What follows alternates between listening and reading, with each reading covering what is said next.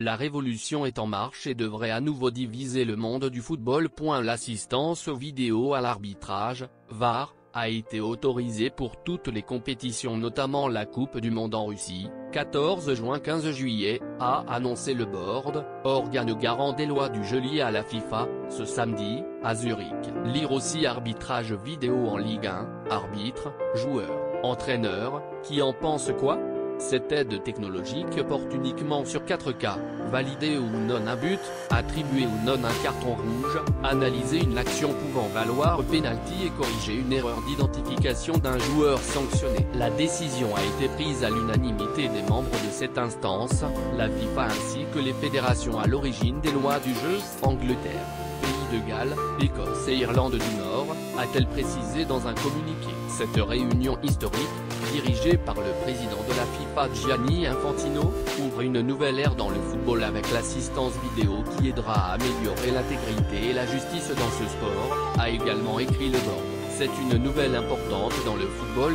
Ce sujet était discuté depuis des décennies. On avait décidé de tester la VAR en mars 2016, parce que si on ne les sait pas, on ne saura jamais si ça marche, a expliqué Gianni Infantino en conférence de presse. Au bout de la phase de test, on est arrivé à la conclusion que la VAR est bonne pour le football, pour l'arbitrage, qu'elle amène plus de justice. Et c'est pour cela que nous l'avons approuvé, a-t-il ajouté. Début janvier, le board avait déjà tiré un bilan très positif et encourageant des tests qui se déroulent depuis 2016 dans plusieurs championnats et coupes. La VAR avait également été expérimentée lors de la Coupe des Confédérations 2017. Gianni Infantino a toujours soutenu l'introduction de la VAR. L'UEFA est en revanche, elle, plus circonspecte. Son président Alexis Noder-Sefrin a annoncé lundi qu'elle ne serait pas utilisée lors de la Ligue des Champions 2018-2019. En effet, cette évolution reste clivante.